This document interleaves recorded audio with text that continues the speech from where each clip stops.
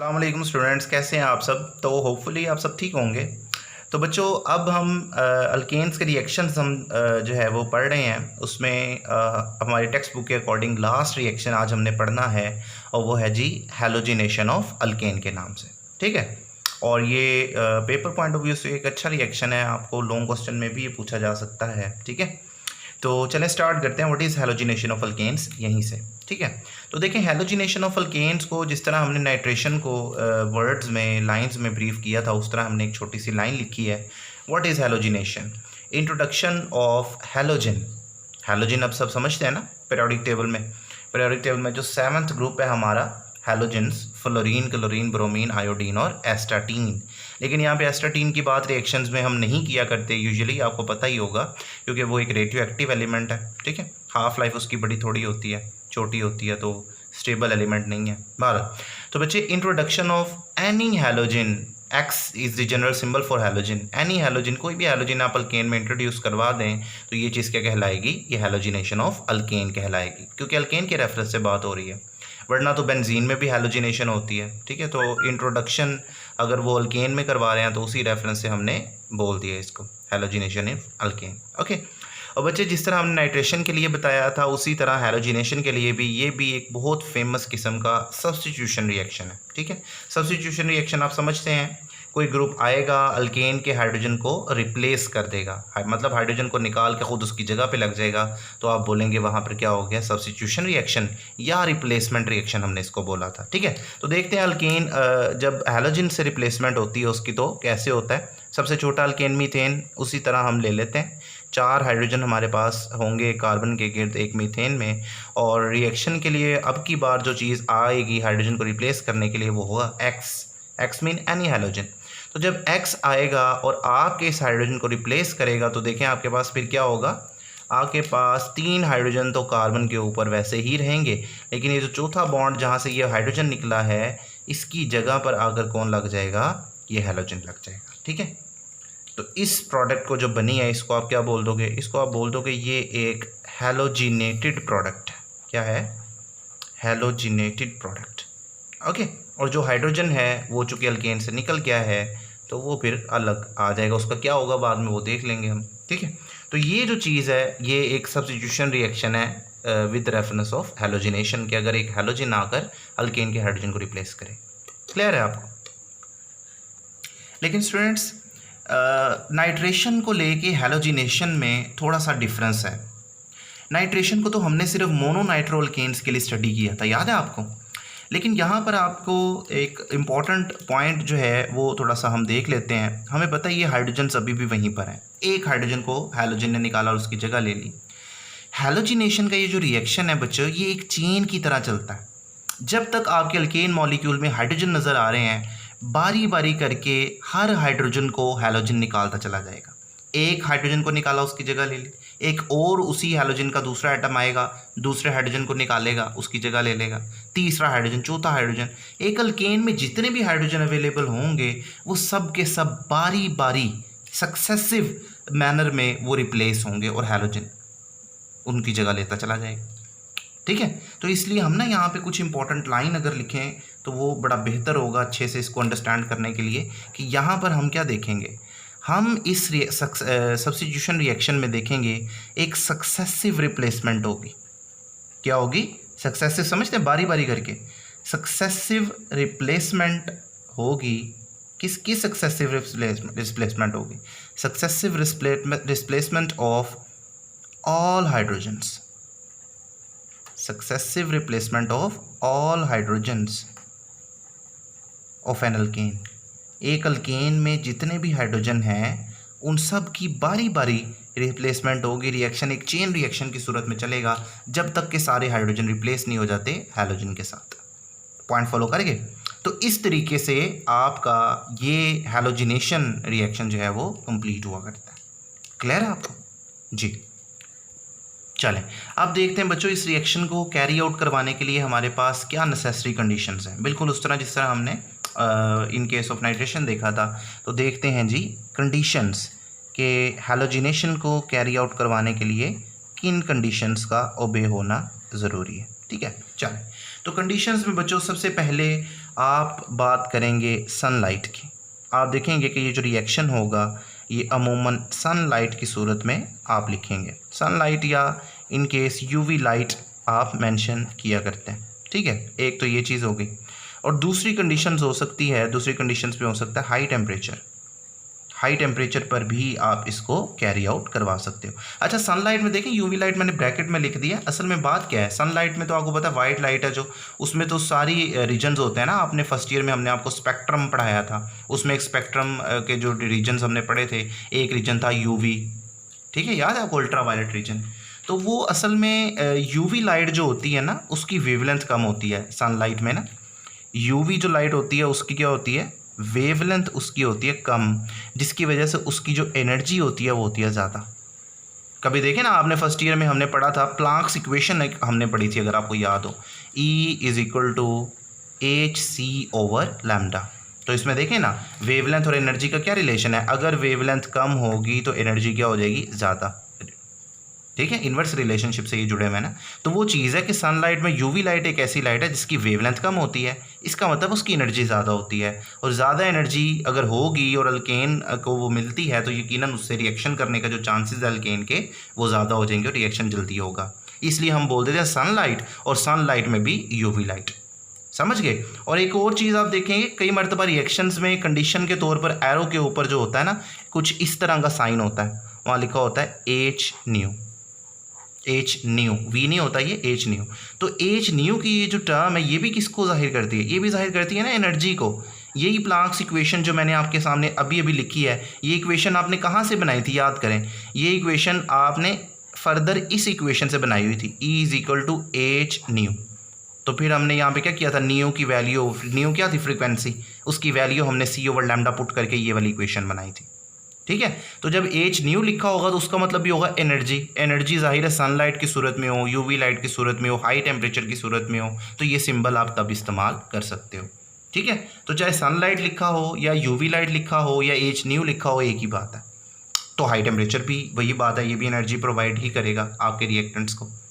Clear हो गया आपको। तो कंडीशन में आप ये कंडीशन मेंशन करते हो, सनलाइट या यूवी लाइट या एच न्यू लिखकर, या फिर हाई टेम्परेचर की मौजूदगी में ये रिएक्शन होगा, ठीक है। तो कंडीशंस हमने अच्छे से देख ली, ठीक। अब हम क्या देखेंगे बच्चों, अब हम बात करेंगे एक बड़ी खूबसूरत किस्म की बात। देखिए, आप रिएक्शन को तो लेके चल रहे हो, लेकिन एक चीज़ है, आपने जिक्र किया हैलोजन में एक्स का। अब एक्स जो है वो, उसमें तो काफ़ी वैल्यूज़ होती हैं, ठीक है। अब एक्स से मुराद आप क्या लेते हो, यहाँ अगर मैं मेंशन कर दूँ एक्स मतलब हैलोजन, हैलोजन के लिए जनरल सिंबल है ना एक्स, हैलोजन के लिए जनरल सिंबल। अब एक्स की वैल्यू आपके पास क्या हो सकती है, इसमें यहाँ पर हम वैल्यूज़ लिख लेते हैं भाई। एक्स से मुराद क्या हो सकता है, एक्स से मुराद फ्लोरीन हो सकता है, एक्स से मुराद क्लोरीन हो सकता है, एक्स से मुराद ब्रोमीन हो सकता है, या इससे मुराद आयोडीन हो सकता है। एस्टाटीन की हम बात नहीं करते। यानी अब आप डिफरेंट हैलोजन्स की रिएक्टिविटी के हवाले से इस रिएक्शन को जो स्टडी करेंगे, तो नेक्स्ट हेडिंग जो हमारे पास होनी चाहिए वो बड़ी खूबसूरत हेडिंग है, और वो हमारे पास है order of reactivity. Order of reactivity, तो आप समझ तो फ़ौरन गए होंगे। हम डिफरेंट हैलोजेंस को बारी बारी चेक करेंगे रिएक्टिविटी के अकॉर्डिंग, रिएक्टिविटी के रेफरेंस से कि किस हैलोजन की रिएक्टिविटी कैसी है, किसकी ज़्यादा है, किसकी कम है, इन चीज़ों को देखेंगे, और लास्ट पे हम अपने रिजल्ट को कंपाइल कर लेंगे रिएक्टिविटी के हवाले से, ठीक है। इसीलिए हमने नाम दिया ऑर्डर ऑफ रिएक्टिविटी, ठीक है। अब देखिए, ऑर्डर ऑफ रिएक्टिविटी में बच्चे सबसे पहले जो चीज़ हम डिस्कस करेंगे वो हमारे पास है फ्लोरीनेशन। तो देखें, फ्लोरीनेशन की टर्म आपको समझ तो आ रही होगी। हैलोजिनेशन एक जनरल टर्म है किसी भी हैलोजन के लिए, लेकिन अगर आप हैलोजिनेशन करवा रहे हो यूजिंग फ्लोरीन तो आप इसको बोलोगे इट्स फ्लोरीनेशन। अगर यही क्लोरीन के रेफरेंस से होगी तो इट्स क्लोरीनेशन, ब्रोमीनेशन, आयोडीनेशन। समझ गए। चल, तो फर्स्ट ऑफ ऑल हम बात करने लगे हैं फ्लोरीनेशन मीन हैलोजन के तौर पे वी विल यूज़ फ्लोरीन, ठीक है। अब जो देखें, सबसे पहले मैं आपको शुरू में ही रिजल्ट बता देता हूँ। अगर आप फ्लोरीन को इस्तेमाल करते हैं तो बेटा एक एक्सप्लोसिव रिएक्शन होगा। कैसा रिएक्शन होगा? एक्सप्लोसिव।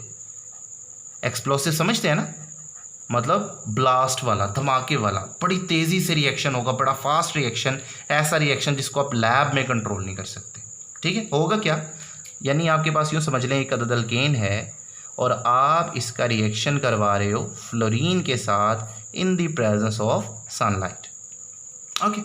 सनलाइट की मौजूदगी में जब ये रिएक्शन होगा, रिएक्शन बड़ा फास्ट होगा, तो रिएक्शन में प्रोडक्ट क्या बनेंगे? सबसे पहले आपको मिलेंगे फ्लोरीनेटेड अल्केन्स, मतलब ऐसे अल्केन्स होंगे जिनमें फ्लोरीन लगा हुआ होगा। मतलब कार्बन का बॉन्ड किससे बन जाएगा? फ्लोरीन से, बाकी हाइड्रोजन्स होंगे। और इसके अलावा क्या बनेगा? इसके अलावा आपके पास बनता है HF, हाइड्रोजन फ्लोराइड या हाइड्रोफ्लोरिक एसिड भी बोलते हैं इसको। जो हाइड्रोजन्स निकलेंगे जिसकी जगह पे फ्लोरीन लगा है, वहाँ से हाइड्रोजन जो निकलेगा वो दूसरे फ्लोरीन से मिल जाएगा। 2 फ्लोरीन होते हैं ना, F2, एक फ्लोरीन तो कार्बन से मिल जाएगा और कंपाउंड बनाएगा, दूसरा फ्लोरीन निकलने वाले हाइड्रोजन को कैरी करेगा और HF बना देगा। और तीसरी प्रोडक्ट कुछ कार्बन्स भी बचते हैं अकेले, मतलब जिनके सारे हाइड्रोजन्स निकल जाएँ, रिएक्शन ना हो पाए, जल्दी रिएक्शन होने की वजह से कार्बन अकेला रह जाए, तो ये होते हैं फ्लोरीनेटेड अल्केन्स या हाइड्रोफ्लोरिक एसिड या अकेला कार्बन आपको मिला करता है। अब बात ये रही कि एक्सप्लोसिव रिएक्शन हो क्यों रहा है, फ्लोरीन में ऐसी क्या ख़ास बात है? अब देखिए ना, F2 को अगर इसलिए इस तरह लिखा जाए कि फ्लोरीन, 2 फ्लोरीन एटम में एक अदद कोवलेंट बॉन्ड मौजूद है और इस कोवलेंट बॉन्ड में 2 अदद इलेक्ट्रॉन है, एक इलेक्ट्रॉन पेयर आप कह सकते हैं, जिसमें से एक इलेक्ट्रॉन इस फ्लोरीन का, दूसरा इस फ्लोरीन का। अब मुझे ये बताएं, फ्लोरीन तो आपके पूरे पीरियोडिक टेबल का सबसे इलेक्ट्रोनेगेटिव एलिमेंट नहीं है? जी हाँ। तो मुझे बताएं, ये फ्लोरीन इस इलेक्ट्रॉनिक जोड़े को बहुत ताकत से अपनी तरफ खींचेगा कि नहीं? हाँ जी, खींचेगा। तो दूसरी तरफ कौन है? और भाई दूसरी तरफ भी वही फ्लोरीन है, उसी तरह का दूसरा फ्लोरीन। जितनी ताकत से ये खींचेगा इन 2 इलेक्ट्रॉन को, इस बॉन्ड को, उतनी ही ताकत से इस इलेक्ट्रॉन पेयर को ये वाला फ्लोरीन भी अपनी तरफ खींचेगा। तो मुझे बताएं, ये वाला जो इलेक्ट्रॉनिक जोड़ा ये किस तरफ जाएगा? इस फ्लोरीन के पास या इस फ्लोरीन के पास? भाई किसी के पास भी नहीं जाएगा, दोनों तरफ से बराबर फोर्स लग रही है, तो ये जो पेयर है ये तो सेंटर में ही रहेगा अपनी जगह पे। लेकिन एक बात ज़रूर होगी भाई, ये जो बॉन्ड है ये बहुत खिंचा हुआ होगा, बहुत तना हुआ होगा। तो बेटा जब इतना खिंचा हुआ बॉन्ड हो, इतना तना हुआ बॉन्ड हो, तो यकीन करें it is ready to break. सही बात बता रहा हूँ, मान लें it is ready to break. बच्चों आप एक्सपेरिमेंट करके देख लो, कोई अपने हाथ में कोई ना डोरी पकड़ लें, कोई डोरी, कोई धागा, कोई डोरी पकड़ लें और दोनों एंड्स से उसको पकड़ के खूब खींच के रखें और उसके ऊपर आप हल्की सी ज़रब लगाएंगे किसी चीज़ से, तो बेटा वो डोरी टूट जाएगी। वो डोरी समझ लें वो फ्लोरीन, 2 फ्लोरीन एटम के दरमियान ये कोवलेंट बॉन्ड है, it is ready to break. इतना तना हुआ, इतना खिंचा हुआ बॉन्ड है, it is ready to break. तो जिसकी वजह से जब आप फ्लोरीन को अल्केन के सामने लाओगे और उसको एनर्जी मिलेगी, ये बॉन्ड फट से टूट जाएगा। और जब ये बॉन्ड फट से टूटेगा तो एक एक्सप्लोसिव रिएक्शन होगा जिसको लैब में कंट्रोल करना बहुत मुश्किल है। इस वजह से मुझे बताएं फिर हैलोजिनेशन के तौर पे क्या ये एक यूज़फुल सिलेक्शन होगी? बिल्कुल भी नहीं। इसलिए फ्लोरीनेशन आमतौर पे लैब में नहीं करवाया करते, ठीक है। तो फिर हैलोजिनेशन के लिए फिर हमारा नेक्स्ट जो कैंडिडेट है उसको हम आयोडीन को डिस्कस कर लेते हैं, क्योंकि उसकी भी रिएक्टिविटी दूसरी एक्सट्रीम पे है। फ्लोरीन एक एक्सट्रीम पे है और आयोडीन दूसरी पे। तो अब हम पढ़ेंगे आयोडीनेशन, यानी अब हम हैलोजिनेशन के में हैलोजन के तौर पर आयोडीन को इस्तेमाल करेंगे, ठीक है। तो बच्चे यहाँ पर क्या होगा, यहाँ पर आपके पास एक अदद अल्केन होगा जिसका रिएक्शन आप करवाओगे किससे? I2 आयोडीन से in the presence of sunlight. उसी तरह तो आपके पास क्या होगा, आपके पास आयोडीनेटेड अल्केन बनेंगे। क्या बनेंगे? आयोडीनेटेड अल्केन, और साथ बनेगा HI। बस, इसमें कार्बन्स नहीं बनते, उसकी वजह भी पता चल जाएगी। अब आयोडीनेटेड अल्केन का मतलब क्या होगा? भाई कार्बन के साथ आयोडीन का बॉन्ड बन चुका होगा, ठीक है। अब बच्चे इस रिएक्शन में 2 बड़ी खामियां हैं। Number 1, this reaction is too slow. ये रिएक्शन बहुत ही आहिस्ता हो रहा होगा। उसकी रीज़न क्या है? उसकी रीज़न है आयोडीन का बॉन्ड।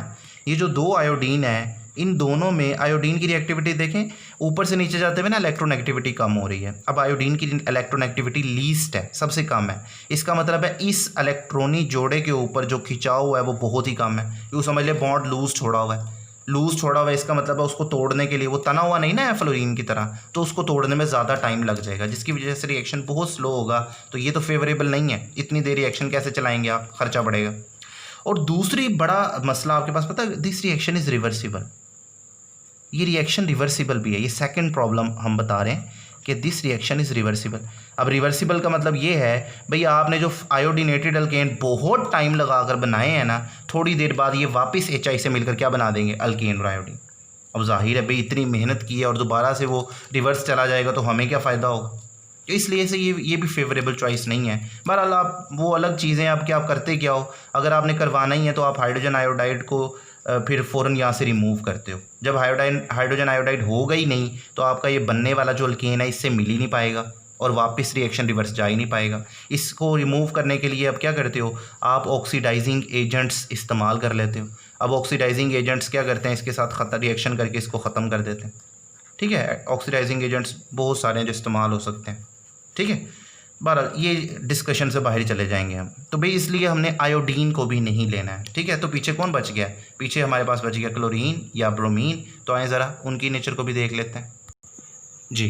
तो बच्चों हमारे पास रह गया है क्लोरीनेशन और ब्रोमिनेशन, मतलब फ्लोरीन और आयोडीन दोनों एक्सट्रीम्स पे देख लिया ना, सबसे ऊपर वाला सबसे नीचे वाला। अब ऊपर से नीचे जाते हुए रिएक्टिविटी में कमी आ रही है। इसका मतलब है क्लोरीन की रिएक्टिविटी फ्लोरीन से कम है और इतनी कम है कि लैब में कंट्रोल हो सकती है। क्लोरीन की रिएक्टिविटी ब्रोमीन से कम है तो ये भी लैब में कंट्रोल हो सकती है। ठीक है, तो आइए देखते हैं इनकी सूरत में हमारे पास क्या होगा। क्लोरीनेशन और ब्रोमिनेशन दोनों रिएक्शंस ही लैब में करवाए जा सकते हैं। तो क्लोरीनेशन, अगर आपके पास एक अदद है अल्केन और आपने क्लोरीन के साथ इसका रिएक्शन करवाना है in the presence of sunlight, उसी तरह तो आपके पास क्या बनेगा, क्लोरीनेटेड अल्केन। क्लोरीनेटेड अल्केन आपके पास बन जाएगा।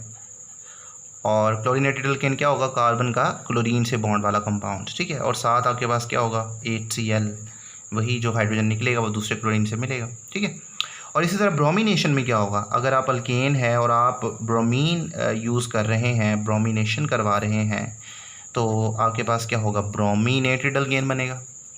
ठीक है, it's quite simple. Brominated alkane आपके पास बन जाएगा, मतलब कार्बन का बॉन्ड बना होगा ब्रोमीन के साथ। ठीक है, और साथ क्या बनेगा, HBr। अब ये दोनों के दोनों रिएक्शन लैब में करवाए जा सकते हैं। इनकी रिएक्टिविटी कंट्रोल्ड है, मतलब ना बहुत ज़्यादा ना बहुत कम। लेकिन उसके बावजूद जब अगर आपको सिलेक्शन करनी पड़े ना इन दोनों में से, क्लोरीन और ब्रोमीन की अगर आप बात करें, तो अक्सर क्लोरीन इज़ प्रेफर्ड। अक्सर बुक में हैलोजिनेशन हमने बहुत सारे कंपाउंड की पढ़नी है, आप देखेंगे कि हम अक्सर क्या करेंगे, क्लोरीनेशन को ही सिलेक्ट करेंगे और बहुत कम जगहों पे ब्रोमिनेशन, जहाँ इसका कुछ ज़्यादा रोल होगा, हम देखेंगे स्पेशल होगा कुछ, वहाँ हम इसको यूज़ करेंगे। तो उसकी रीज़न क्या है, तो बच्चों उसकी रीज़न पता है क्या है, बड़ी सिंपल सी बात है बेटा। जो क्लोरीनेशन है ना, it is general in attack, general in attack, attack करने में ये जनरल है।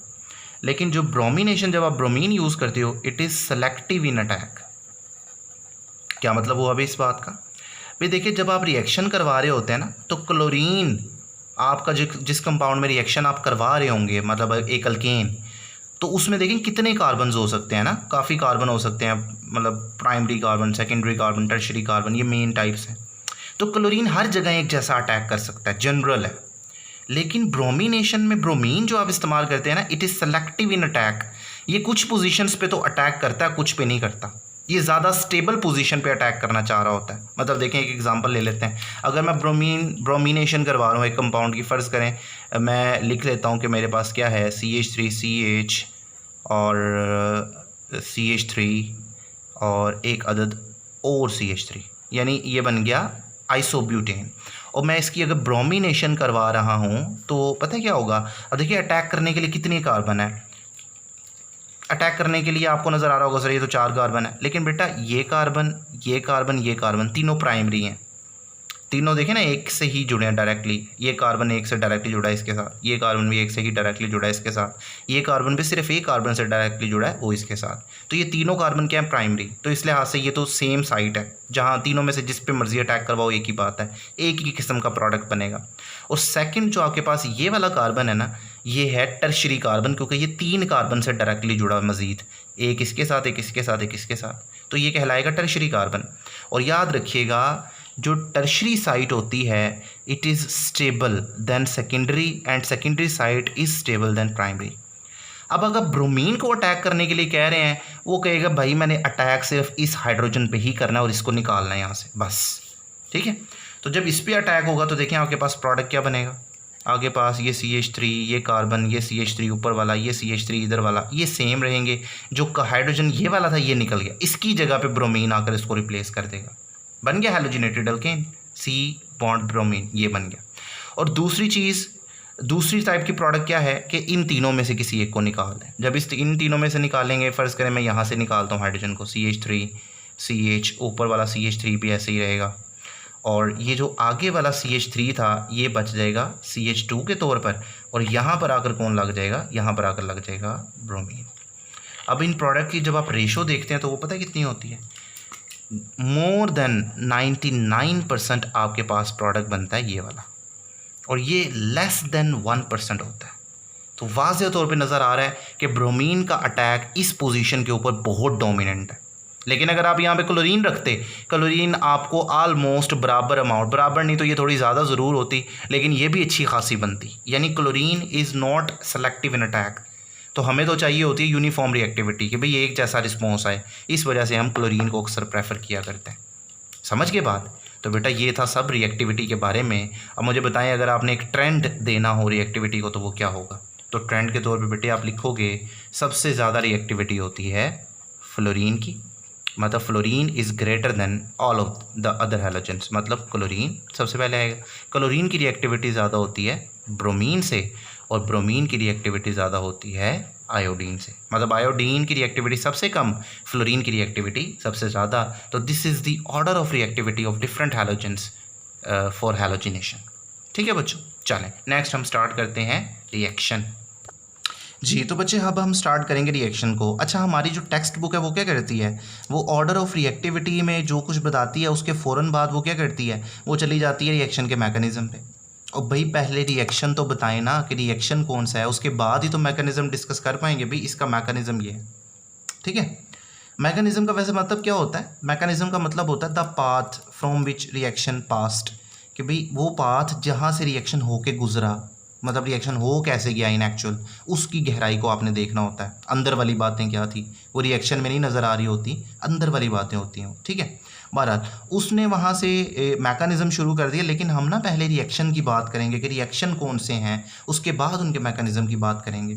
अब बच्चों रिएक्शन हमने डिस्कस करना है 3 तरह से, क्योंकि हम एंट्रेंस टेस्ट के जो पॉइंट्स हैं MCAT, ECAT, MDCAT वगैरह, और दूसरे जो है वो NUST वगैरह के टेस्ट और दूसरी यूनिवर्सिटीज़ के, वो इसमें कवर होते चले जाएंगे, ठीक है। तो भाई आपका जो रिएक्शन हो रहा होता है बेटा वो 3 तरह के कंडीशंस के तहत हो सकता है। पहला, इन डिफ्यूज्ड सनलाइट। डिफ्यूज्ड सनलाइट किसे बोलते हैं? भाई हमने ये तो कंडीशन लगा दी थी कि रिएक्शन सनलाइट में होगा। अब सनलाइट कैसी होगी, मध्यम होगी, तेज़ होगी, कैसी? तो उस लिहाज से रिएक्शन 3 तरह से होता है। पहले नंबर पे डिफ्यूज्ड सनलाइट। बेटा ये वो केस है जो हमारी किताब में डिस्कस हुआ है, ठीक है। किताब ने 2 बातें नहीं बताई, उसने सिर्फ टोटल तो 3 तरह का रिएक्शन है, उसने सिर्फ डिफ्यूज्ड सनलाइट वाला केस प्रॉपर पूरे टॉपिक में वही डिस्कस हुआ है, बाकी 2 केसेस को उसने छेड़ा ही नहीं है। तो फिलहाल सबसे पहले हम देख रहे हैं डिफ्यूज्ड सनलाइट में रिएक्शन हो तो कैसे होगा। डिफ्यूज्ड सनलाइट का मतलब होता है सूरज की मध्यम रोशनी, मतलब सूरज की रोशनी बहुत तेज़ नहीं है और ऐसा भी नहीं है कि रोशनी बिल्कुल ना हो, बल्कि दरमियानी सी लाइट है, ना बहुत तेज़ है ना बिल्कुल धीमी है, मध्यम रोशनी में आप देखेंगे कि रिएक्शन कैसे होगा। अब अगर अल्केन की बात करें तो बेटा सबसे पहले आप इस्तेमाल करेंगे सबसे छोटा अल्केन, और वो है मीथेन। और आप रिएक्शन में जिस तरह मैंने बताया था क्लोरीन को प्रेफरेंस देनी है तो हम क्लोरीनेशन को ही देखेंगे, ठीक है। तो जब आप मीथेन की क्लोरीनेशन करवाते हैं in the presence of sunlight, diffused sunlight, तो देखें वहाँ पे क्या होगा। भाई देखें इधर से क्या होगा, जो क्लोरीन है 2 हैं, इनमें से एक क्लोरीन क्या करेगा, एक हाइड्रोजन को, इन 4 में से एक हाइड्रोजन को कैरी करेगा, क्योंकि उसने पहले हाइड्रोजन को निकालना है फिर उसकी जगह लेनी है। तो इधर से एक हाइड्रोजन निकलेगा तो बाकी क्या रह जाएगा, CH3। एक हाइड्रोजन निकल गया तो बॉन्ड फ्री हो गया। अब एक क्लोरीन जो इन 2 में से है वो क्या करेगा, उस हाइड्रोजन को कैरी करेगा जो यहाँ से निकला, एक हाइड्रोजन इधर से और 2 में से एक क्लोरीन, और वो बना देगा HCl। अब इधर बचने वाला जो क्लोरीन है वो इस खाली हुए बॉन्ड जो हाइड्रोजन का फ्री हुआ है वहाँ जाके इस तरह से लग जाएगा। फॉलो करके, तो ये पहला स्टेप होगा इस रिएक्शन में। मैंने आपको बताया था रिएक्शन तब तक चलता है जब तक सारे हाइड्रोजन एक एक करके रिमूव नहीं हो जाते, एक चेन चलेगी, successive replacement of all the hydrogen of an alkane would take place. तो अभी देखें ना, आपके हाइड्रोजन में 4, आपके अल्केन में 4 हाइड्रोजन थे, एक निकल गया, 3 अभी भी बाकी हैं, तो रिएक्शन अभी रुकेगा नहीं, आपका ये मॉलिक्यूल मज़ीद क्लोरीन से मिलेगा। यानी सेकेंड स्टेप में CH3Cl फिर से एक और क्लोरीन के मॉलिक्यूल से निकलेगा और फिर से वही कुछ होगा, इधर से एक क्लोरीन इसमें से एक हाइड्रोजन डिमांड करेगा और बना देगा HCl। अब देखिए बाकी क्या बच गया, CH3 में से एक हाइड्रोजन बाहर आ गया तो यहाँ बचा CH2, और एक क्लोरीन यहाँ पहले का था और एक क्लोरीन यहाँ जो बच गया है वो आएगा, और टोटल कितने क्लोरीन हो जाएंगे, 2, तो ये बन जाएगा CH2Cl। अच्छा, इनके नाम भी साथ साथ लिखते चले जाते हैं। ये जो आपके पास कंपाउंड होता है इसे आप बोला करते हैं क्लोरोमीथेन, क्लोरोमीथेन, क्योंकि ये एक ऐसा मीथेन है जिसमें क्लोरीन लग गया उसके हाइड्रोजन की जगह, क्लोरोमीथेन। या फिर इसको एक और नाम देते हैं, इसे बोलते हैं methyl chloride, methyl chloride. Methyl chloride ना इसका कॉमन नेम है, और क्लोरोमीथेन इसको आयोपिक नेम के तौर पर इस्तेमाल करते हैं आप, ठीक है। अभी जो नीचे वाला प्रोडक्ट बना है इसका नाम भी लिख लें, इसमें 2 क्लोरीन हो गए ना मीथेन में, 2 हाइड्रोजन निकले मीथेन के और 2 क्लोरीन आ गए, इसलिए इसको बोलते हैं डाई क्लोरोमीथेन। भाई है तो मीथेन लेकिन 2 क्लोरीन आ चुके हैं। और आप इसको कॉमन नेम के तौर पे क्या बुलाते हैं, आप इसको बुलाते हैं मैथिलीन। देखिए ना, ये CH2 यूनिट को मैथिलीन ग्रुप बोलते हैं, ये मैंने आपको बताया था पीछे। मैथिलीन डाइक्लोराइड इसको पढ़ते हैं, तो इसका कॉमन नेम भी बता दिया और आयोपिक नेम भी बता दिया, ठीक है। तो ये सेकंड स्टेप। मुझे बताएं कि आपके अल्केन में अभी भी हाइड्रोजन है? हाँ जी, 2 हाइड्रोजन है, तो रिएक्शन अभी भी रुकेगा नहीं। तो फिर से तीसरे स्टेप में आपका ये कंपाउंड फर्दर क्लोरीन से मिलेगा, CH2Cl2, फर्दर क्लोरीन वहाँ पे ढेर सारी मौजूद है, तो फिर से रिएक्शन उसी सनलाइट की मौजूदगी में होगा। और अब की बार देखें, एक हाइड्रोजन और निकलेगा और इधर एक क्लोरीन से मिलेगा और क्या बना देगा, HCl। अब बाकी क्या बचा, इधर 2 हाइड्रोजन थे, एक रह गया, यानी CH बच गया, और 2 क्लोरीन पहले ही थे, एक क्लोरीन इधर से आएगा, कितने हो जाएंगे, 3, तो ये बन गया। अब इसका नाम क्या होगा, इसको बोलेंगे ट्राई क्लोरोमीथेन, क्योंकि 3 क्लोरीन आ गए, ट्राई क्लोरोमीथेन। और बेटा इसका जनरल नेम क्या है, इसका मतलब कॉमन नेम क्या है, इसे बोलते हैं क्लोरोफॉर्म, नाम आपने सुना होगा, क्लोरोफॉर्म भी इसको कहा जाता है। या आप क्या बोलेंगे, आप जो CH ग्रुप है इसका नाम मैंने आपको बताया था, याद है आपको, मैथिडाइलिन बोलते हैं या मीथाइन बोलते हैं, लेकिन वो नाम बड़ा कम इस्तेमाल होता है, क्लोरोफॉर्म ही कॉमन नेम के तौर पर यूज़ होता है। चलें, आपके अल्केन में स्टिल एक हाइड्रोजन है, तो एक और स्टेप पे रिएक्शन चलेगा, CHCl3 यानी क्लोरोफॉर्म जो बेहोश करने के लिए इस्तेमाल होती है अक्सर, तो उसका फिर फर्दर क्लोरीन से रिएक्शन होगा, और अब की बार ये आखिरी हाइड्रोजन निकलेगा यहाँ से और एक क्लोरीन यहाँ से कैरी करेगा और बना देगा HCl। तो इधर क्या बच गया, इधर सिर्फ अब कार्बन रह गया, 3 क्लोरीन पहले थे, एक क्लोरीन इन 2 में से एक इधर आएगा, तो 4 क्लोरीन टोटल हो जाएंगे, बनेगा CCl4। तो इस CCl4 को क्या बोलते हो आप, टेट्रा क्लोरोमीथेन, क्योंकि 4 क्लोरीन हो गए, टेट्रा क्लोरोमीथेन। या इसका एक बहुत फेमस जो है वो इसका कॉमन नेम है, इसे कार्बन टेट्रा क्लोराइड भी बोलते हैं, carbon tetra chloride. Dry cleaning में ये यूज़ होता है, कार्बन टेट्राक्लोराइड बड़ा फेमस है। तो बेटा इन 4 स्टेप में रिएक्शन हुआ, जब तक अल्केन के सारे हाइड्रोजन बारी बारी क्लोरीन ने रिप्लेस नहीं कर दिए, रिएक्शन रुकेगा नहीं। तो जब भी डिफ्यूज्ड सनलाइट में रिएक्शन होगा तो बेटा ये चारों ही प्रोडक्ट बनेंगे, कुछ मिकदार में ये, कुछ मिकदार में ये, कुछ में ये, कुछ में ये। क्लियर हो गया आपको? चलें अब बात करते हैं जी बाकी 2 मोड्स की, बाकी 2 टाइप का रिएक्शन 2 कंडीशन में जिनका आपकी किताब ने कोई जिक्र नहीं किया। चलें अब उस तरफ चलते हैं जी। तो स्टूडेंट्स हमने जो है वो बाकी दोनों हमने देखें, पहले देखा इन डिफ्यूज्ड सनलाइट रिएक्शन कैसा होगा। अब ये जो 2 बातें ये टेस्टों में पूछी जाती हैं आपके एंट्री टेस्ट वगैरह में, कि भाई अगर एक्सटेंसिव सनलाइट हो या इंटेंस समझते हैं ना आप, इंटेंस मतलब शदीद, बहुत तेज़, जब आपके पास इंटेंस लाइट हो तब क्या होगा। तो देखें तब आपसे मेजर प्रोडक्ट्स पूछे जाते हैं कि what would be the major product in case of extensive sunlight. तो देखिए जी, अगर आप उसी मीथेन को कैरी कर रहे हैं और साथ क्लोरीन, और आप उसी तरह एक्सटेंसिव सनलाइट है लेकिन इंटेंस सनलाइट है, तो बेटा उस वक्त में क्या होता है, सारे हाइड्रोजन एक ही स्टेप में निकल जाते हैं एट अ टाइम। इतनी तेज़ रिएक्शन होता है कि 4 क्लोरीन 4 हाइड्रोजन को कैरी करके फ़ौरन से HCl बना देंगे। ज़ाहिर है ये भी 4 ही बनेंगे, बैलेंस नहीं करना होता, वैसे ही कर दिया ताकि आपको समझ आ जाए। और अकेला यहाँ पे कार्बन अलग हो जाएगा, यानी कार्बन ब्लैक, और साथ क्या बनेगा, चारों HCl अलग हो जाएंगे। तो ये रिएक्शन में मेजर प्रोडक्ट्स ये उस वक्त होते हैं जब आप एक्सटेंसिव सनलाइट की बात कर रहे होते हैं, ठीक है। और तीसरा केस हमारे पास होता है रिएक्शन इन डार्क, कि अगर रोशनी है ही नहीं, डार्क है, तब कैसा रिएक्शन होगा। तो तब आपके पास क्या होगा, मीथेन और उसी तरह क्लोरीन, और तब आपके पास मेजर प्रोडक्ट के तौर पर कुछ नहीं बनेगा, नो रिएक्शन।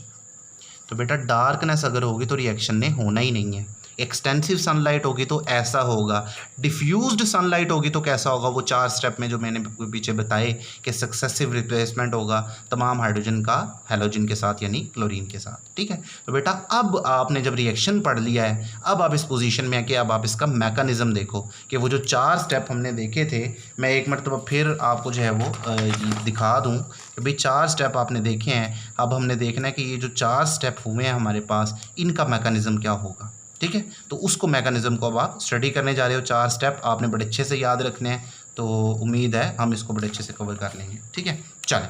तो बेटा इसका जो मैकेनिज्म होता है, फर्स्ट ऑफ ऑल इस मैकेनिज्म का नाम होता है फ्री रेडिकल मैकेनिज्म। क्या हुआ करता है?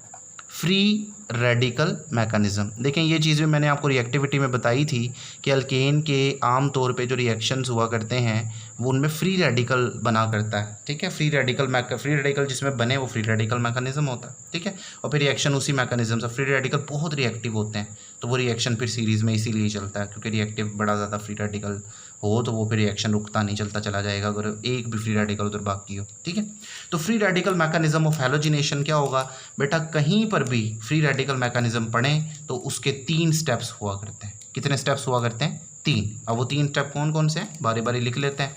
पहला स्टेप हमारे पास हुआ करता है इनिशिएशन। फ्री रेडिकल मैकेनिज्म का जो स्टेप नंबर 1 है, स्टेप नंबर 1 उसे आप बोलते हो इनिशिएशन, इनिशिएट करना। तो उससे लफ्ज़ लिख लें इनिशिएशन, मतलब शुरुआत, रिएक्शन शुरू कैसे होगा। तो देखें जी, इनिशिएशन में क्या हुआ करता है बेटा? फ्री रेडिकल्स बना करते हैं। क्या बना करते हैं? Free radicals. जैसे देखें आपके पास आप हैलोजन जो है वो आपके पास जो भी हैलोजन होगा उसका जो है वो फ्री रेडिकल आपके पास बनेंगे। यहाँ पर हम क्लोरीन के हवाले से ये चीज़ डिस्कस कर रहे हैं, 4 स्टेप्स जो आपने सीखे। तो देखें जी, क्लोरीन सबसे पहले क्या होगा, जो Cl2 अगर मैं उसको लिख लूँ ऐसे, 2 क्लोरीन के एटम कोवलेंट बॉन्ड से जुड़े होते हैं ना, तो क्या होगा, ये एब्जॉर्ब करेंगे सनलाइट को। अच्छा पीछे इसके देखें, इसके पीछे मैकेनिज्म क्या होता है, मतलब बात क्या छुपी हुई है। आपको पता है क्लोरीन के दरमियान ये जो कोवलेंट बॉन्ड है इसके 2 इलेक्ट्रॉन है। जब इसके ऊपर बेटे एनर्जी गिरेगी सनलाइट की सूरत में या किसी आप टेम्परेचर दे दें उस सूरत में भी, ये बॉन्ड इस एनर्जी को जब एब्जॉर्ब करेगा तो दिस बॉन्ड बिकम्स वाइब्रेटिंग। ये बॉन्ड्स वाइब्रेट करना शुरू कर देता है।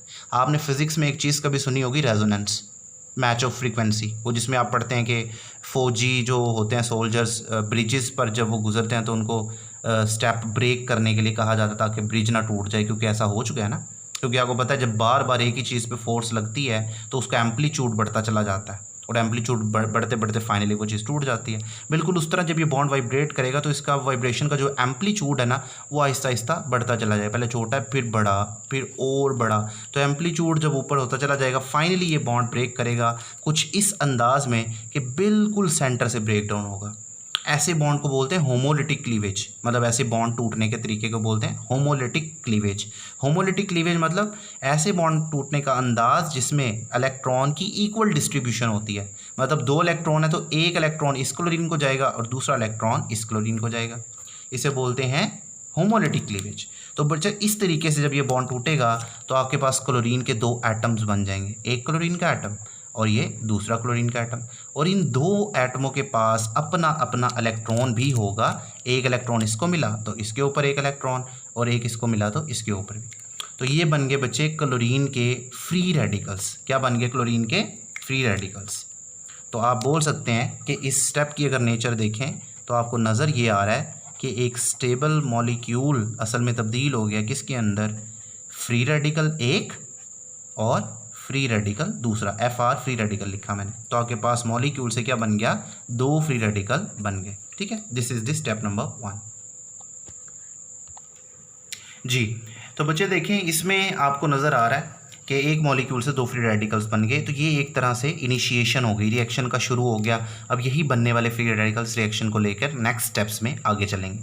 अच्छा आपको इस रिएक्शन की इंपॉर्टेंस बताता चलूँ बेटा, ये जो स्टेप 1 है ना इनिशिएशन, इसको यूँ समझ लें एक्सेलरेटर बोल सकते हैं आप इस रिएक्शन का। एक्सेलरेटर समझते हैं ना, रेस के एक व्हीकल गाड़ी जो होती है उसको रेस देते हैं तो आपको पता है उसकी स्पीड बढ़ती है, उसी तरह समझ लें इनिशिएशन क्या होती है, फ्री रेडिकल मैकेनिज्म का एक्सेलरेटर है।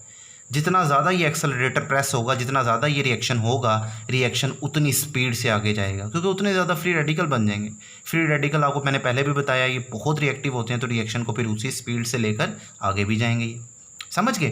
तो ये हो गई इनिशिएशन। तो अब चलते हैं भाई स्टेप नंबर 2 की तरफ, जो हमारे पास होता है प्रोपागेशन। स्टेप नंबर 2 जो कि है प्रोपागेशन। प्रोपागेशन समझते हैं? प्रोपागेट करना, तरक्की करना, बढ़ना। तो ये रिएक्शन की तरक्की के बारे में, रिएक्शन अब अपने पीक पर जाएगा। ठीक है, तो प्रोपागेशन में क्या होता है भाई, बनने वाले जो फ्री रेडिकल्स हैं वो रिएक्शन को लेकर आगे चलते हैं और रिएक्शन अपनी पीक पे जाता है। ठीक है, अब देखिए प्रोपागेशन में क्या होगा, आपका जो रिएक्टेंट है, ये मतलब आप अल्केन लिखेंगे यहाँ पे, मीथेन को लेकर हम चल रहे हैं, क्योंकि वो 4 स्टेप में हमने मीथेन लिया था ना पीछे, डिफ्यूज्ड सनलाइट वाले जो 4 रिएक्शन थे। तो मीथेन को फिर रिएक्शन कौन करेगा, क्लोरीन का बनने वाला जो फ्री रेडिकल है वो रिएक्शन में पार्टिसिपेट करेगा। अब क्या होगा, आपको पता है हाइड्रोजन के 4 हाइड्रोजन मीथेन के 4 हाइड्रोजन में से जो एक हाइड्रोजन है ना, अब हमने उसको यहाँ से निकालना है। अब अगर मैं इसको यूँ लिख लूँ कि ये CH3 है और एक अदद हाइड्रोजन को हम ऐसे बाहर लिख लेते हैं। ठीक है, अब मुझे बताएं ये जो बॉन्ड है इसमें भी क्या होगा, 2 इलेक्ट्रॉन है, ये बॉन्ड भी उसी तरह होमोलिटिक क्लीवेज से टूटेगा और ये क्लोरीन अपना एक इलेक्ट्रॉन जो क्लोरीन के पास यहाँ है, और ये हाइड्रोजन एक इलेक्ट्रॉन इस पर और एक इलेक्ट्रॉन इस पर आएगा।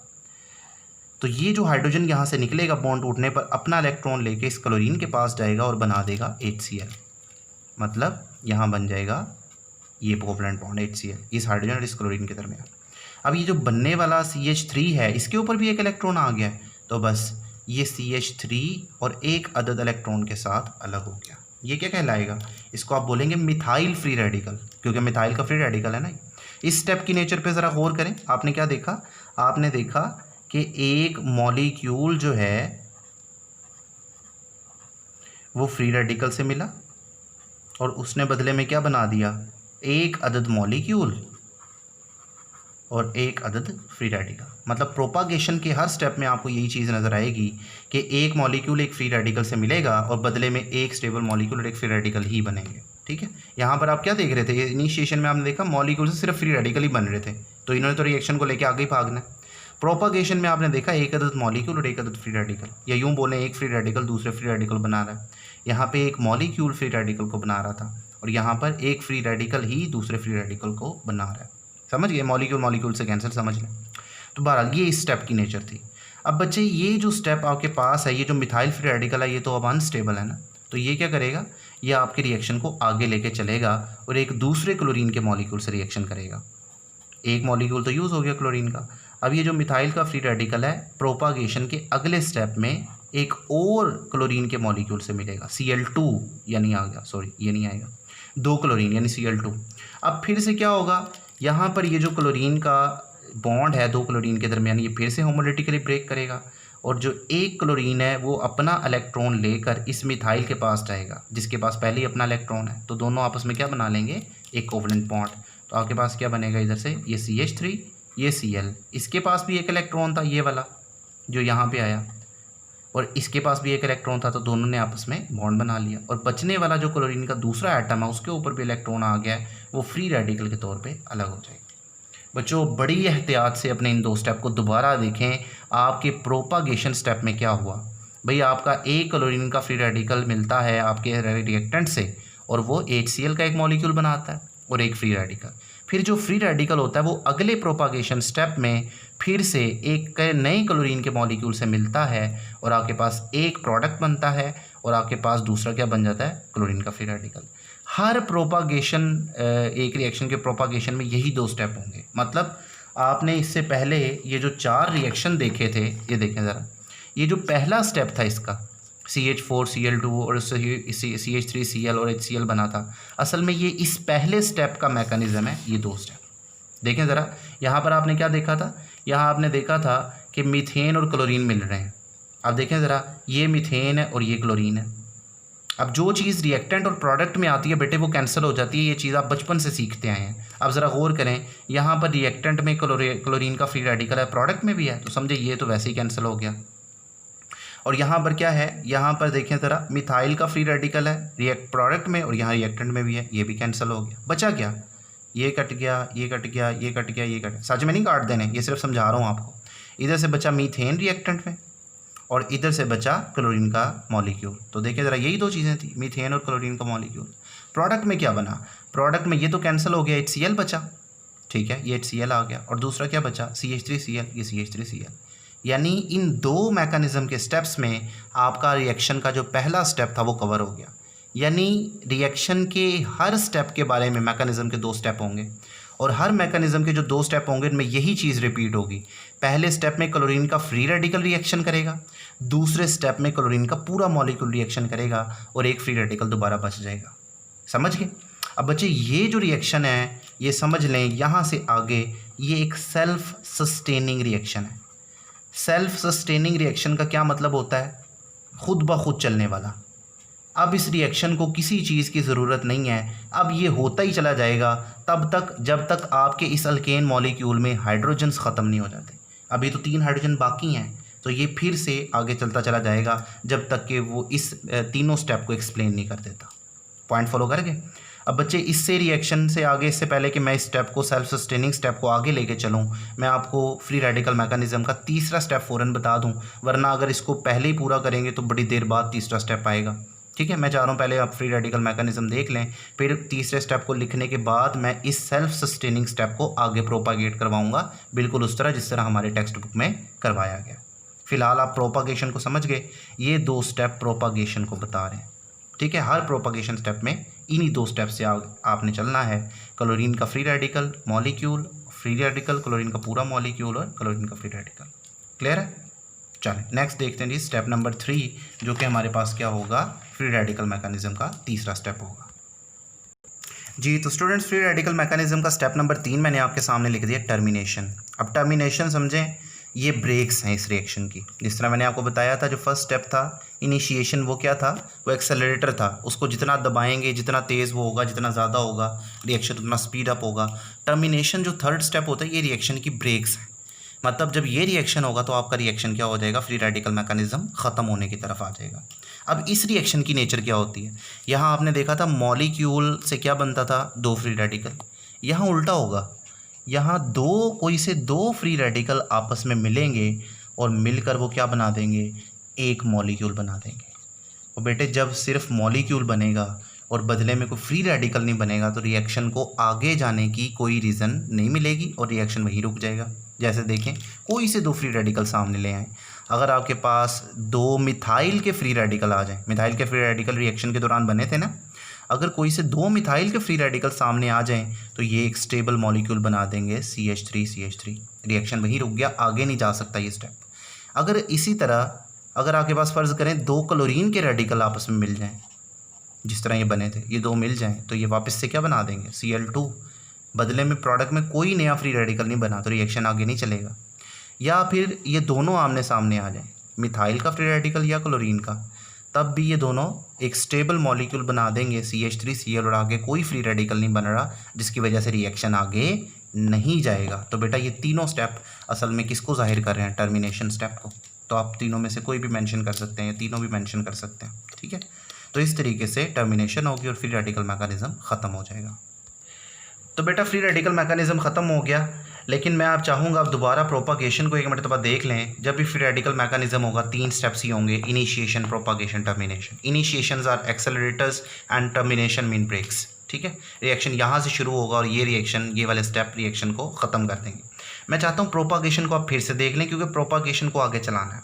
बेटा प्रोपागेशन के हर स्टेप में क्या होगा, एक मॉलिक्यूल एक फ्री रेडिकल से मिलेगा। मॉलिक्यूल भी कोई भी हो सकता है, फ्री रेडिकल भी कोई भी हो सकता है, वो रिएक्शन को देख के डिसाइड करना है। और बदले में प्रोडक्ट में क्या बनेगा, वहाँ पर भी एक मॉलिक्यूल और एक फ्री रेडिकल ही बनेगा। ये होगा हर एक स्टेप के लिए मैकेनिज्म के जो 2 स्टेप हैं उसका पहला स्टेप। ठीक है ना, जैसे पहला आपको रिएक्शन दिखाया मैंने, रिएक्शन के 4 स्टेप थे, उसमें से जो पहला स्टेप था उस पहले स्टेप के मैकेनिज्म के 2 स्टेप हैं। मतलब 2 स्टेप का मैकेनिज्म उस एक स्टेप को एक्सप्लेन कर रहा है। पहले स्टेप में हमेशा क्या होगा, क्लोरीन का फ्री रेडिकल होगा, याद रखिएगा। प्रोपागेशन के हर पहले स्टेप में क्या होगा, क्लोरीन का फ्री रेडिकल, और बदले में वो क्या बनाएगा, एक HCl और आपके बनने वाले प्रोडक्ट का एक रेडिकल।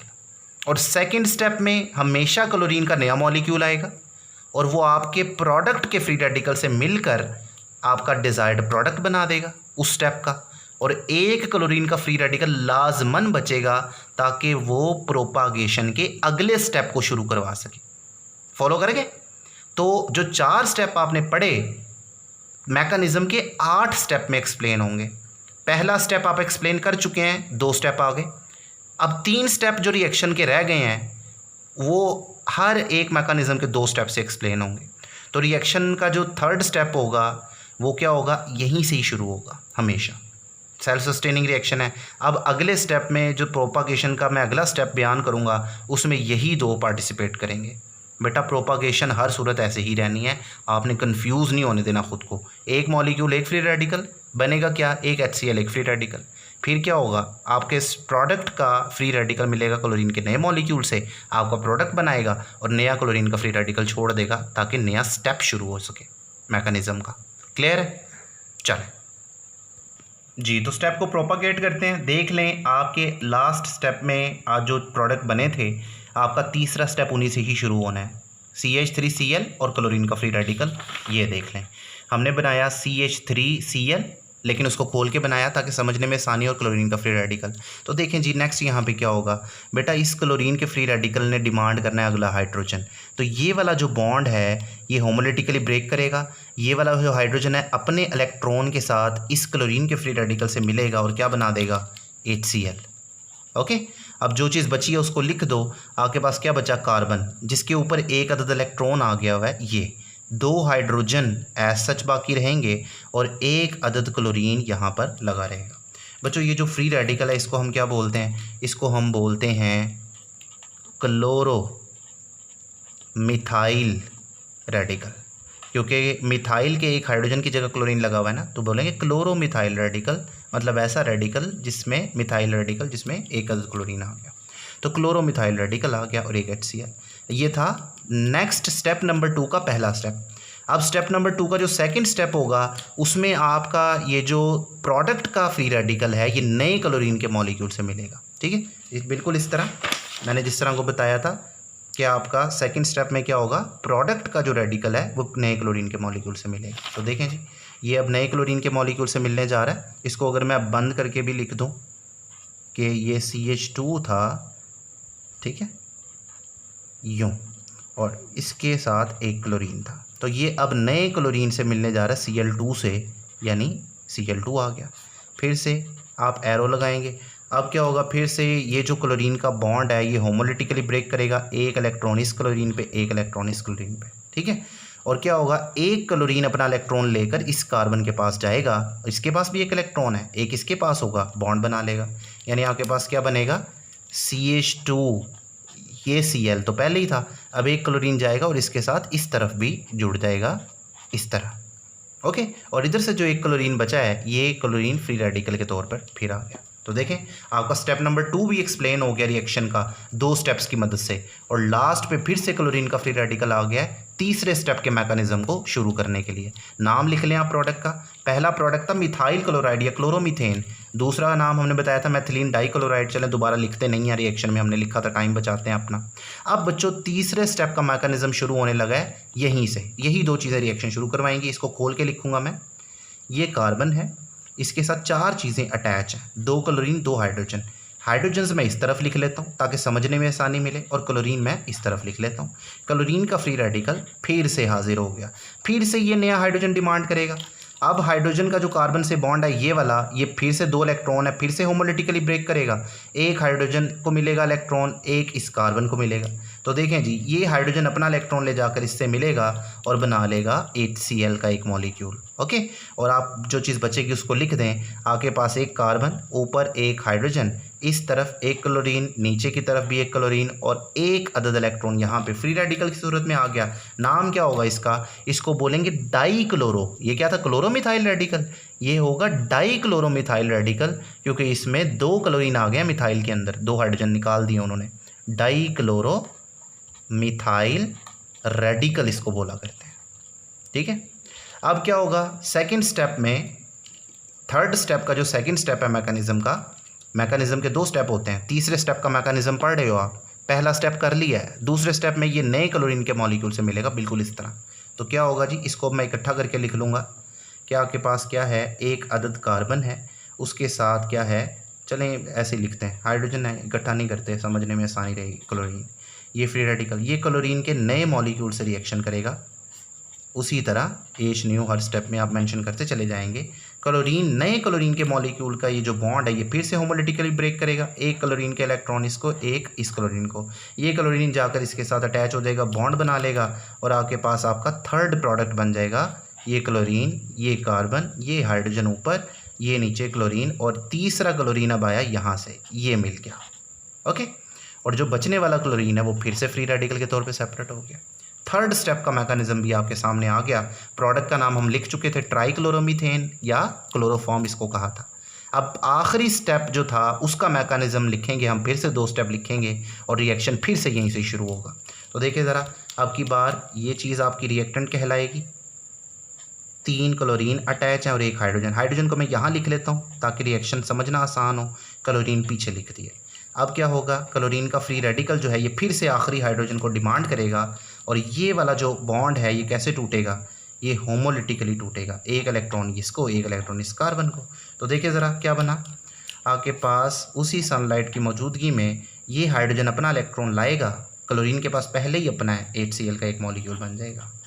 जो बचा है उसको लिख लें, कार्बन, और उसके साथ सिर्फ 3 क्लोरीन अटैच हुए हैं, हाइड्रोजन कोई भी नहीं बचा है और एक इलेक्ट्रॉन है, यानी ये फ्री रेडिकल है। इस फ्री रेडिकल का नाम लिख लें, इसको बोलते हैं, खुद बताएं क्या बोलेंगे, ये क्लोरोमिथाइल रेडिकल, ये डाइक्लोरोमिथाइल रेडिकल, तो ये क्या होगा, ट्राइक्लोरोमिथाइल रेडिकल, ट्राइक्लोरोमिथाइल रेडिकल इसको बोलेंगे। ओके, चलिए, तो बेटा लास्ट स्टेप में फिर से नया क्लोरीन का मॉलिक्यूल आएगा, बिल्कुल जिस तरह होता है हर स्टेप में। तो ये वाला आपका रिएक्टेंट रेडिकल है, ठीक है, 3 क्लोरीन अटैच है और इसके साथ क्या होगा, इसके साथ आपके पास क्लोरीन का नया मॉलिक्यूल आया रिएक्शन के स्टेप को पूरा करने के लिए। तो ये वाला क्लोरीन के मॉलिक्यूल का जो बॉन्ड है फिर होमोलिटिकली ब्रेक किया, एक इलेक्ट्रॉन इस क्लोरीन को, एक इलेक्ट्रॉन इस क्लोरीन को। तो ये वाला जो एक क्लोरीन है ये अब इस कार्बन के पास जाकर बॉन्ड बना लेगा, उसके पास भी एक इलेक्ट्रॉन है, तो कोवलेंट बॉन्ड बनेगा कार्बन। 3 क्लोरीन पहले ही पड़े थे, चौथा क्लोरीन इधर से आएगा और ये बना दिया कार्बन टेट्राक्लोराइड या टेट्राक्लोरोमीथेन, और क्लोरीन का फ्री रेडिकल फिर से अलग हो गया। तो देखें कितनी लंबी स्टोरी सुनाई उस क्लोरीन के एक फ्री रेडिकल ने, और मज़े की बात है आपका क्लोरीन का रेडिकल फिर से तैयार है एक नए मीथेन के मॉलिक्यूल को पकड़ने के लिए और दोबारा इन्हीं 6 स्टेप्स को दोहराने के लिए। क्लियर है? तो बेटा इस तरीके से हैलोजिनेशन हो, अगर आप प्रोपागेशन के सिर्फ रिएक्शन के एक स्टेप के 2 स्टेप मैकेनिज्म को समझ लो तो पूरे के पूरे 4 स्टेप में वही मैकेनिज्म रिपीट होना है। ठीक है, तो बेटा ये होता है प्रोपागेशन स्टेप। तो अब फिलहाल हैलोजिनेशन तो ख़त्म हो गया, लेकिन आपका एंट्री टेस्ट के हवाले से इंपॉर्टेंट MCQ और इंपॉर्टेंट पॉइंट वाला एक पेज बाकी है। जल्दी से हम उस सवाल को करते हैं और अपने टॉपिक को समेटते हैं। जी स्टूडेंट्स, तो देखें इंपॉर्टेंट पॉइंट्स हमने लिखे हैं बच्चों, वो मैंने वही 4 जो स्टेप हैं रिएक्शन के मैंने दोबारा लिखे हैं एक सीक्वेंस की सूरत में। देखें ये वाले जो 4 स्टेप थे, मीथेन क्लोरीन मिलते हैं CHCl3, ये मज़ीद क्लोरीन से मिलता है CH2Cl2, ये मज़ीद क्लोरीन से मिलता है CHCl3, ये मज़ीद क्लोरीन से मिलता है CCl4। मैंने इसको एक सीक्वेंस की सूरत में यहाँ ड्रॉ किया है, वही रिएक्शन है। मीथेन और क्लोरीन मिलेंगे सूरज की रोशनी में, HCl निकल जाएगा, इधर से हाइड्रोजन, इधर से क्लोरीन, इधर Cl। जो बचा है क्लोरीन वो इसके साथ जुड़ जाएगा CH3Cl, फिर से वो क्लोरीन से रिएक्शन किया CH2Cl, CHCl3, वही स्टेप मैंने लिखे हैं। अब बच्चों यहाँ पर देखें, आपके जहन में क्वेश्चन आना चाहिए, ठीक है, वो क्या, आप बोलेंगे कि सर क्या रिएक्शन दरमियान में कहीं रुक जाएगा? ऐसा पॉसिबल है कि रिएक्शन चल रहा हो और वो यहाँ पर रुक जाए पहले ही प्रोडक्ट पर, या चलो पहला स्टेप बन जाए, प्रोडक्ट बने, दूसरा भी बन जाए, लेकिन यहाँ पर रिएक्शन रुक जाए? यानी दरमियान में रिएक्शन क्या कहीं पर रुकेगा या चलता चला जाएगा? कब कहाँ तक रिएक्शन जाएगा? यहाँ तक रिएक्शन कब आएगा? यहाँ तक कब आएगा? तो बेटा ये चीज़ें जहन में आती हैं और आनी चाहिए। बेटा ये जो चीज़ होती है इसे बोलते हैं एक्सटेंट ऑफ हैलोजिनेशन, मतलब हैलोजिनेशन का ये जो रिएक्शन है कहाँ तक होगा, यानी एक हैलोजन के स्टेप तक कि एक हैलोजन आए, बस मॉलिक्यूल में, अल्केन के मॉलिक्यूल में सिर्फ एक हैलोजन आए और CH3Cl बना दे, या ये रिएक्शन सेकंड स्टेप तक जाएगा जिसमें 2 हैलोजन आ जाएंगे और 2 हाइड्रोजन निकल जाएंगे, या ये रिएक्शन तीसरे स्टेप तक जाएगा जहाँ 3 हैलोजन आ जाएंगे और 3 हाइड्रोजन निकल जाएंगे, या फिर ये सारे के सारे हाइड्रोजन निकाल कर 4 क्लोरीन यानी 4 हैलोजन लगा दें। यानी कितने हैलोजन लगेंगे, इस चीज़ को हम बोलते हैं एक्सटेंट ऑफ हैलोजिनेशन। और बेटे याद रखिएगा रिएक्शन कहाँ तक चलेगा, यानी एक्सटेंट ऑफ हैलोजिनेशन कितना होगा, ये डिपेंड करता है अमाउंट ऑफ हैलोजन पर। मतलब कितनी क्लोरीनेशन होगी ये डिपेंड करेगा क्लोरीन की अमाउंट पे।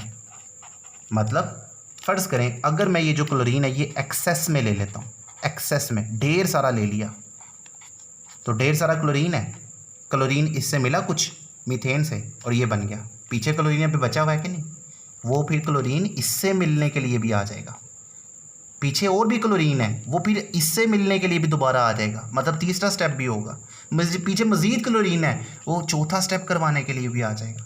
यानी अगर क्लोरीन को आप एक्सेस में लेंगे तो रिएक्शन एक्सटेंट ऑफ हैलोजिनेशन क्या होगा, मैक्सिमम होगा। तो आप यहाँ पे लिख सकते हो कि अगर आपने एक्सेस हैलोजन लिया है उस सूरत में एक्सटेंट भी क्या होगा, मैक्सिमम, मैक्सिमम एक्सटेंट होगा एमसीक्यू के लिहाज से।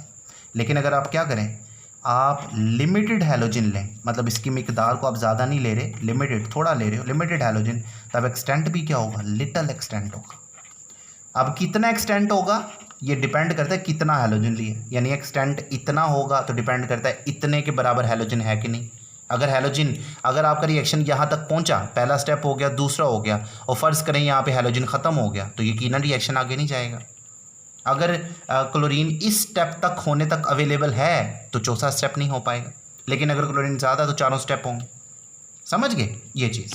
अब बात करते हैं अगर आप क्या करें, मीथेन की मिकदार को एक्सेस कर दें, मतलब अब क्लोरीन कम है, मीथेन को आपने एक्सेस कर दिया, तब क्या होगा। अब मुझे बताएं, मीथेन जब ज़्यादा है तो क्लोरीन थोड़ा नहीं रह जाएगा, तो ज़्यादा सारे मीथेन के साथ वो जो थोड़ा सा क्लोरीन है वो मिल लेगा ज़्यादा सारे मॉलिक्यूल से, वो तो बस यही बना पाएगा। अगले स्टेप को करवाने के लिए मज़ीद क्लोरीन बचा ही नहीं है, तो आपका फिर मेजर प्रोडक्ट क्या होगा उस सूरत में, सिर्फ ये पॉइंट फॉलो कर गए आप। इसका मतलब है अगर आपके पास क्या हो, आपके पास एक्सेस अल्केन हो, एक्सेस अल्केन हो, तो उस सूरत में क्या होता है, मेजर प्रोडक्ट सिर्फ CH3Cl ही होगा, यानी पहले स्टेप का प्रोडक्ट। तो बेटा ये इंटरेस्ट टेस्ट में ये MCQ आपसे पूछे जाते हैं कि किसकी अमाउंट कब ज़्यादा होगी, तो आपने वो हैलोजन की अमाउंट से या अल्केन की अमाउंट से डिसाइड करना होता है। चलें, तो बेटा ये डिस्कशन ख़त्म हो गई। अब हैलोजिनेशन से रिलेटेड एक बहुत इंपॉर्टेंट MCQ मैंने नीचे लिखा है, ये भी एंट्रेंस टेस्ट वगैरह में ही पूछा जाएगा आपसे, तो आप जल्दी से जवाब देकर बात ख़त्म कर दें। Which reaction involves free radical mechanism. तो बेटा आंसर बड़ा आसान है आपके लिए, अभी अभी आपने पढ़ा भाई, ऑप्शन में देख लें, हैलोजिनेशन, नाइट्रेशन, कंबस्शन या ऑल। तो बेटा आपने कंबस्शन भी पढ़ा, आपने नाइट्रेशन भी पढ़ा, आपने हैलोजिनेशन भी पढ़ा, तो फ्री रेडिकल मैकेनिज्म कहाँ मिला आपको, हैलोजिनेशन में। जैसे ही आपने हैलोजिनेशन लगाया आपका आंसर गलत हो गया। उसकी रीज़न, बेटा नाइट्रेशन में भी फ्री रेडिकल मैकेनिज्म होता है, वो अलग बात है, आपने टेक्स्ट बुक में पढ़ा नहीं इसको।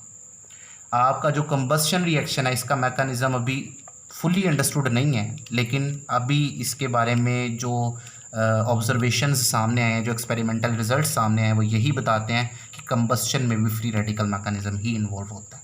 तो मुझे बताएं फिर आपका आंसर क्या होगा, आपका आंसर होगा ऑल ऑफ दिस। अल्केन के ये जितने भी रिएक्शन हैं इन सब के सब में क्या होता है, फ्री रेडिकल मैकेनिज्म इन्वॉल्व होता है। क्लियर हो गया बच्चों। चलो, this is all about the reaction halogenation. अभी के लिए अपने टीचर अरसलान को, केमिस्ट्री के टीचर को बाय कह दें। अल्लाह हाफिज़।